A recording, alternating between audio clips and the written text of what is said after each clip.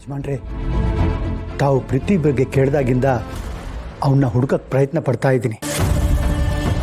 ಈಗ ಅವನ ಬಗ್ಗೆ ಒಂದು ಸುಳಿವು ಸಿಕ್ಕಿದೆ. ಹೌದಾ? ಪೃಥ್ವಿ ಯಾರ ಹತ್ರನಾದರೂ ಏನಾದರೂ ಹೇಳಿದಾನ? ಅದೆಲ್ಲ ಇನ್ನೂ ಗೊತ್ತಾಗಿಲ್ಲ ಯಜಮಾನ್ರೆ. ಆದರೆ ಪೃಥ್ವಿ ಬಗ್ಗೆ ಗೊತ್ತಿರೋರು ಯಾರೋ ನಿಮ್ಮ ಹತ್ರ ಮಾತಾಡಬೇಕಂತೆ. ಯಾರು ಏನು ಅಂತ ನನಗೂ ಗೊತ್ತಿಲ್ಲ. ಹೀಗೆ ಹುಡುಗರನ್ನ ಬಿಟ್ಟು ಹುಡುಕಿಸಿದಾಗ ಈ ವಿಷಯ ಗೊತ್ತಾಯಿತು.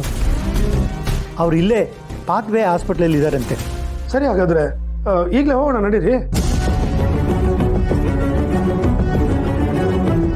ಇಲ್ಲ ಯಜಮಾನ್ರೆ, ಇಷ್ಟೊತ್ತಲ್ಲಿ ನೀವು ಆಸ್ಪತ್ರೆಗೆ ಬರೋದು ಸರಿಯಲ್ಲ. ವಿಷಯ ಸುಮ್ಮನೆ ದೊಡ್ಡದಾಗುತ್ತೆ. ಅವ್ರು ಯಾರು ಏನು ಅಂತ ನಮಗೂ ಗೊತ್ತಿಲ್ಲ. ಅವ್ರು ಯಾವ ಪರಿಸ್ಥಿತಿಯಲ್ಲಿ ಇದ್ದಾರೆ ಅಂತಲೂ ನಮಗೆ ಗೊತ್ತಿಲ್ಲ. ನಾವು ನಾಳೆ ಆಸ್ಪತ್ರೆಗೆ ಹೋಗೋಣ. ನಾನು ಅಷ್ಟರಲ್ಲಿ ಇನ್ನೊಂದಷ್ಟು ವಿಷಯಗಳನ್ನ ತಿಳ್ಕೊಂಡಿರ್ತೀನಿ. ಸರಿ, ಹಾಗಾದ್ರೆ ನಾನು ಬೆಳಕಾಗದನ್ನೇ ಕಾಯ್ತಾ ಇರ್ತೀನಿ. ಪೃಥ್ವಿ ಬಗ್ಗೆ ಏನೇ ವಿಷಯ ತಿಳ್ಕೊಂಡ್ರು ನನಗದನ್ನು ತಿಳಿಸ್ಬಿಡಿ. ಸರಿ ಯಜಮಾನ್ರೆ, ಹಾಗೇ ಆಗಲಿ.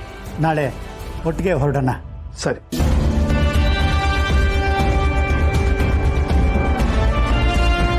ಅಪ್ಪ, ಹಂಗಂದ್ರೆ ನಾಳೆ ಯಜಮಾನರು ಪೃಥ್ವಿಯವ್ರನ್ನ ಭೇಟಿ ಆಗ್ತಾರೆ. ಅಂದ್ರೆ ನಂದಿನಿ ನಮ್ಮವ್ರ ಸಮಸ್ಯೆಗಳೆಲ್ಲ ಆದಷ್ಟು ಬೇಗ ಬಗೆಹರಿಯುತ್ತೆ. ಹೌದು ಕಣ ಮಗನೆ, ಎಷ್ಟೋ ಸತ್ಯಗಳನ್ನ ಆ ಪೃಥ್ವಿಯು ತನ್ನ ಎದೆಯಲ್ಲಿ ಬಚ್ಚಿಟ್ಕೊಂಡಿದ್ದಾನೆ.